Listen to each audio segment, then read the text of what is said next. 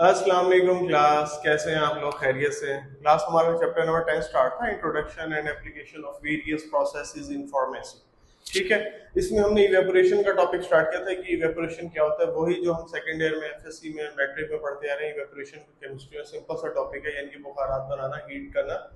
ठीक है, अब हमारे पास कुछ फैक्टर्स हैं इसके जो रेट ऑफ इवेपोरेशन के ऊपर डिपेंड करते हैं, यानी कि factors affecting the influencing the या affecting the rate of evaporation. इनके कौन कौन से फैक्टर्स हैं जिसकी मदद से हमें पता चल सकता है कि हमारा इवेपोरेशन बढ़ रहा है या कम हो रहा है। सबसे पहली चीज है फ्लो रेट ऑफ एयर।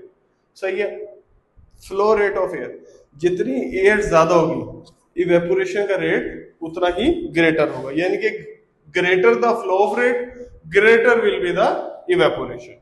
अच्छा, इसके अलावा इंटरमोलिकुलर फोर्सेस का भी है। इंटरमोलिकुलर फोर्सेस क्या है? Intermolecular forces basically weak bonding और स्ट्रॉन्ग बॉन्डिंग, यानी कि ये सारी बॉन्डिंग जो है मॉलिक्यूल्स जो है वो अटैच हो जाएंगे। इनका प्रोसेस जो है वो बहुत सिंपल सा है, यानी कि जितनी स्ट्रॉन्गर द बॉन्डिंग होगी रेट ऑफ इवेपोरेशन पर उतना ही ज्यादा ये इफेक्ट देंगी। अब इसको हमने साथ साथ देख लेते हैं।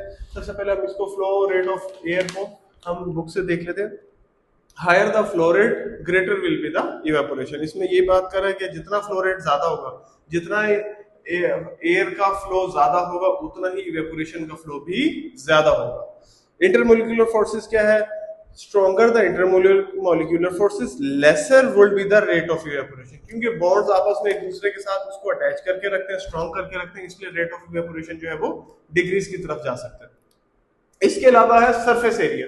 ये बहुत इंपॉर्टेंट फैक्टर है। सरफेस एरिया क्या चीज है? सरफेस एरिया में बेसिकली जितना आपके पास सरफेस एरिया ज्यादा होगा, ठीक है, उतना ही इवेपोरेशन जो है वो भी ज्यादा होगा। Larger the surface area greater will be the rate of evaporation. ये भी सिंपल हो गया, यानी कि हमारे पास ये भी डायरेक्टली है,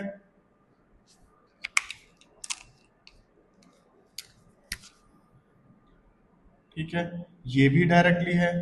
दोनों चीजें जो है ये डायरेक्टली है और ये इनडायरेक्टली। अच्छा, इसके अलावा हमारे पास है temperature of the substance.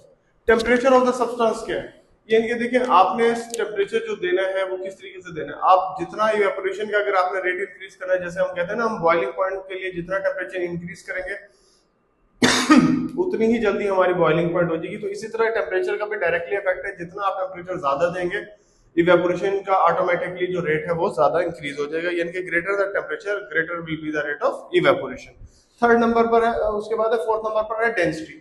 Density का क्या इफेक्ट आ रहा है? हायर द डेंसिटी स्लोअर और लिक्विड विल इवेपोरेट। ठीक है, जितनी डेंसिटी ज्यादा होगी उतना ही मुश्किल होगा लिक्विड को इवेपोरेट करने में, क्योंकि D is equal to m/2 या D is equal to R/2। इनके डेंसिटी जो है वो रेडियस के बिल्कुल हाफ में चली जाएगी, तो डेंसिटी का भी इफेक्ट आ जाएगा। जितनी डेंसिटी ज्यादा होगी ऑटोमेटिकली उतना ही हमारा जो वो इवेपोरेशन है वो हमारा लोअर की तरफ चले जाएगा, यानी डेंसिटी का उसके साथ डायरेक्टली ताल्लुक नहीं है। इसके अलावा हमारे पास है एजिटेशन। एजिटेशन का क्या मतलब होता है? एजिटेशन बेसिकली हम कहते हैं मिक्सिंग। जितनी आप मिक्सिंग ज्यादा करेंगे एजिटेशन उतनी ही ज्यादा होगी। सॉरी, खांसी है ज्यादा।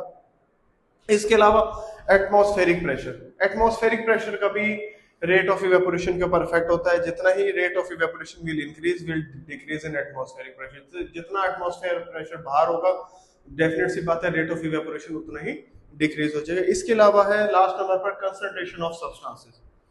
If the air is already saturated with other substances, then substance will evaporate more slowly. ठीक है, अगर तो हमारे पास क्या है, रेट है इसका एयर का, हमारे पास already is added in a saturated substance. अगर तो हमारा एयर ऑटोमेटिकली उसके अंदर ऐड है, तो हमारे पास जो कंसंट्रेशन से भी उसकी रेट ऑफ इवेपोरेशन के ऊपर इफेक्ट पड़ सकता है कि हमें रेट ऑफ इवेपोरेशन कम मिलेगा या ज्यादा मिलेगा। ये हमारा कंसंट्रेशन ऑफ सब्सटेंस होता है। तो ये कुछ हमारे पास जो थे फैक्टर्स थे जो हमारी इवेपोरेशन के ऊपर इफेक्ट करते थे, जिससे हमारी रेट ऑफ इवेपोरेशन इंक्रीज भी हो रहा है, डिक्रीज भी हो रहा है। इसमें ज्यादातर तो डायरेक्टली है, जैसे टेम्परेचर हो गया, फ्लो रेट है, सरफेस एरिया है, ठीक है, एजिटेशन है। ये चीजें तो ऐसी हैं जिनसे हमारा इवेपोरेशन ज्यादा हो रहा है, डायरेक्टली है। कुछ चीजें ऐसी हैं जिनके ज्यादा होने से इवेपोरेशन का रेट जो है हमारे पास स्लो हो रहा है। आई होप आप लोगों को ये लेक्चर समझ में आ गया होगा। इसके अलावा कोई बच्चों को ना समझ में आ रहा हो तो कमेंट सेक्शन में लाजमी कर सकते हैं। ठीक है, थैंक यू सो मच।